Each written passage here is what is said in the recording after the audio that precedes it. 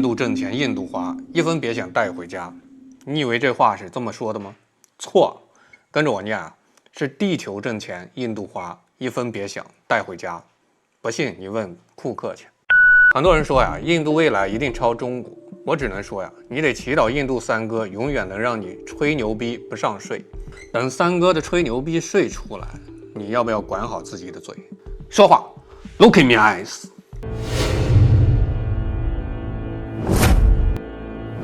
我是不爱放大招，歡迎來到老武局。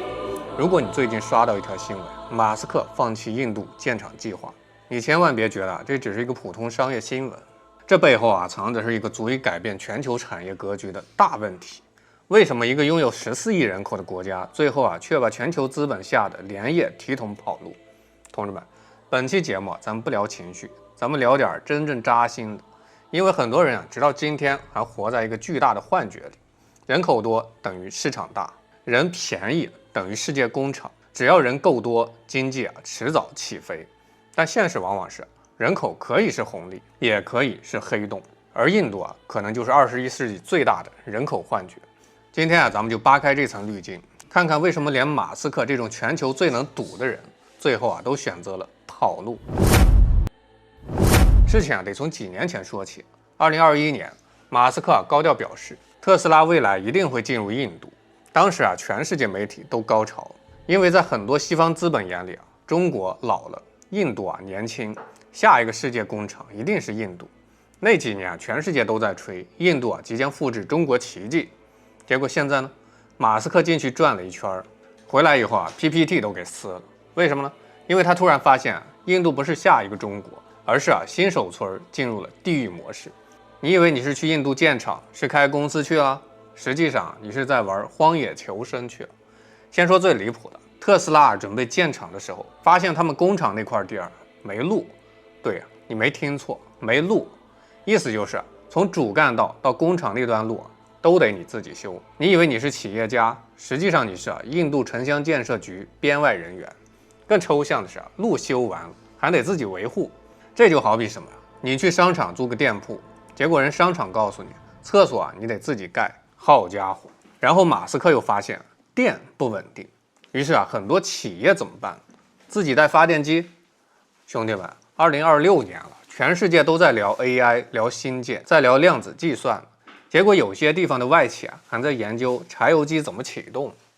然後最搞笑就來了，印度前段時間不是高溫嗎？有官員出來告訴老百姓，我從來不開空調，天氣熱了怎麼辦呢？兜裡揣個洋蔥。我的發，別人發展科技樹，他們點的是玄學天賦，找濕婆來賦能是吧？難怪網友說印度最大的可再生能源是嘴。但問題來了，為什麼全世界資本以前還是拼命往印度衝？答案很簡單，因為大家都被一個詞兒給騙了。14億人口，資本家看到14億人，腦子裡自動翻譯成14億消費者。可現實是什麼？消費者不等於人口，你有14億人，不代表14億人買得起特斯拉。特斯拉在印度試水1年賣了多少輛？227，沒有萬輛。兄弟們，這什麼概念？可能還沒我山西老家一個縣城電3輪賣得多。馬斯克估計晚上睡覺都得坐起來。這200多輛車是不是同一個人都給我買了？為什麼賣不動呢？因為印度最大的問題從來不是人口不夠，而是中產階級太少。很多人總以為中國跟印度差不多，人口都很多，其實根本就不是一個概念。中國真正可怕的地儿是什麼？不是人口，而是同時擁有超大規模中產階級。什麼意思？就是中國不僅有人，還有大量有消費能力的人，這才是市場。管子裡有句話，倉廩實而知禮節，衣食足而知榮辱。說白了，只有人吃飽了才會消費升級，否則連空調都捨不得開，你還指望他買特斯拉？而且更恐怖的是，印度的問題還不僅僅是窮，而是規則不穩定。今天列隊歡迎你投資，明天就能凍結你的資產。今天給你補貼，明天換個官員直接就不認賬。你知道資本最怕什麼？不是貧窮，是不確定性。資本寧可去一個利潤低但穩定的國家，也不願意去一個今天掙錢明天抄家的地兒。這就像談戀愛最怕的不是窮，最怕的是他今天還愛着你，明天就要報警抓你。為什麼全世界企業在印度總是翻車呢？因為印度最可怕的地方不是落後，而是規則像薛定諤的猫，你永遠不知道下一秒会不会變。沃達丰被追溯性收稅，什麼意思啊？就是你昨天合法，今天我改法律，然後告訴你你昨天違法了。這操作堪稱法學界時間穿梭術。小米呢被冻結幾十億資金，vivo高管直接被抓，OPPO 被罰款，富士康的補貼都拖到項目黃了，三星利潤還沒捂熱，罰單先到。唯一值得慶幸的是，三哥不坑中國人，他坑的是全世界的人，沒有區別對待。兄弟們，你發現了沒有？很多外企去印度最後都像玩消消樂，錢進去，啪沒了。所以現在全球資本終於開始意識到一件事兒：中國真正難複製的，從來不是低工資，而是完整工業體系、穩定基礎設施、超強供應鏈以及確定性。很多人以前總以為中國製造靠廉價勞動力，錯，大錯特錯。真正決定制造業的是效率。上海特斯拉工厂為什麼恐怖？因為它背後站着的是2小時配齐零件的供应商，穩定供電、成熟港口、完整高速公路、大量工程師、成熟產業工人。你知道這意味着什麼？意味着中國不是一個工厂，中國是一整個工業生態系統。而印度現在的問題是他想複製中國，但只學會了用市場換技術，卻沒學會先把基礎設施修好。這就像什麼？像一個學生天天研究怎麼考清華，結果呢連課本都沒買。孙子兵法有句話：先為不可勝，以待敵之可勝。真正厲害的國家不是天天喊口號，而是先把地基打牢。中國当年最狠的地方是什麼？不是招商引資，而是先修路，先通電，先建港口，先穩定政策，然後再讓外資掙錢，這才叫陽謀。因为資本不是慈善家，你只有讓他掙到錢他才會留下。而印度很多時候幹的是什麼？你先把錢投進來，剩下以後再說。資本一聽，容我三思。於是馬斯克三思了一下，跑路了。這時候最尷尬的是誰庫克本來庫克這幾天正擱那兒舒舒服服的背着瓜子兒，坐在加州的辦公室裡看戲呢。他心想着，老馬，你當初不是挺狂，非要去印度搞什麼超級工廠，這回也該讓你嘗嘗三哥的鐮刀有多快了吧。結果老馬一跑，庫克直接傻眼，手裡的瓜子兒掉了一地兒。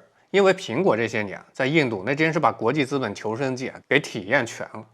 2026年4月，印度競爭委員會突然宣布，準備對蘋果反壟斷案進行最終聽證。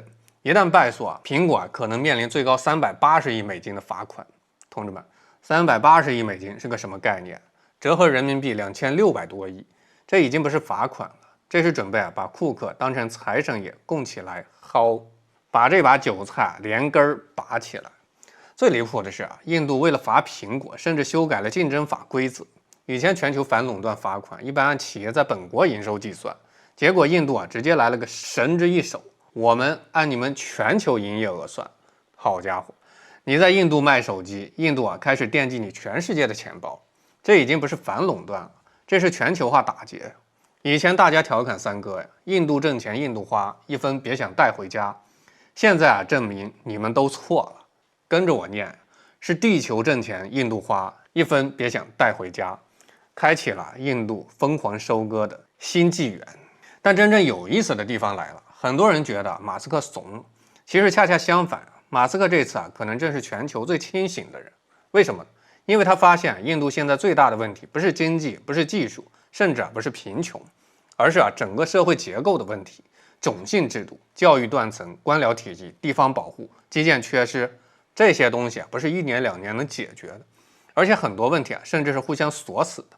什麼意思？比如教育差距導致工人素質低，導致製造業效率低，而效率低呢，導致企業利潤差，利潤差又導致基建投不起，基建差又導致外資繼續跑，於是就形成了死循環。所以很多人說印度未來一定超越中國，我只能說你得祈禱印度三哥永遠能讓你吹牛逼不上稅。等三哥的吹牛逼稅出來，你要不要管好自己的嘴？一個國家真正的崛起從來不是靠喊口號，而是靠工業化能力、組織能力、執行能力以及長期穩定性，這才是真正的國運。所以今天這件事最值得中國人思考的是什麼？不是嘲笑印度，而是重新理解中國。很多東西你天天擁有就覺得理所當然，比如穩定供電、完整快遞、高速公路、移动支付、24小时物流、便宜制造業，這些東西放眼全世界，其實都是奢侈品。很多國家連穩定停電都做不到，更別說工業化。所以有時候人最大的悲哀是什麼？站在山頂太久了，以為全世界都有電梯，直到你出去看一圈才發現，很多地方還在爬樹。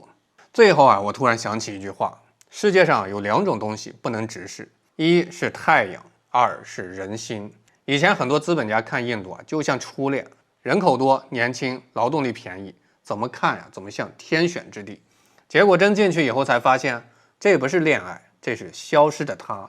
錢進去，人出來，魂兒沒了。馬斯克這次最牛逼的地方是什麼？不是他造火箭，而是他終於看懂了一件事兒：一個國家最貴的東西從來不是人工，而是秩序。因為只要秩序穩定，哪怕工資高一點，資本都敢投。但如果今天改政策，明天冻結資產，後天停電，大後天修路，那再便宜的人工，最後也能把資本幹成人工智障。所以很多人天天說中國制造不行了，我只能說你天天住在高楼裡，就真以為全世界都有電梯；你天天點外賣半小時送到，你就以為物流是天生存在的；你天天晚上通宵，燈火通明，就忘了這世界上還有很多地方停電靠運氣，降溫靠洋蔥，發電靠吹牛。這就像孫子兵法那句話：勝兵先勝而後求戰，敗兵先戰而後求勝。真正厲害的國家從来不是天天喊我要崛起，而是默默把路給修好，把電接通，把工廠建起来，剩下的交給資本自己来。而印度現在最魔幻的地方是什麼？他總想着直接跳過修地基，一步登天。結果呢，別人造的是工業體系，他造的是 PPT 體系。馬斯克去之前，印度未來世界工厂；馬斯克去之後呢，容我三思。再後来跑路。所以現在終於理解一句話：有的人出生在羅馬，有的人出生就是牛馬。有的國家努力靠搞工業化，有的国家努力靠搞工業化宣傳片。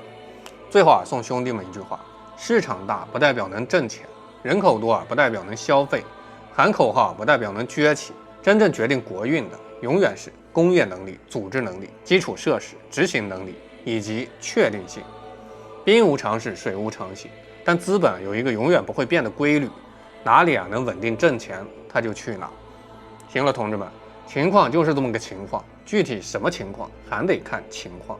評論區告訴我，如果你是馬斯克，這個印度超級富本，你敢不敢進？我是不愛放大招，点讚關注，下期再見。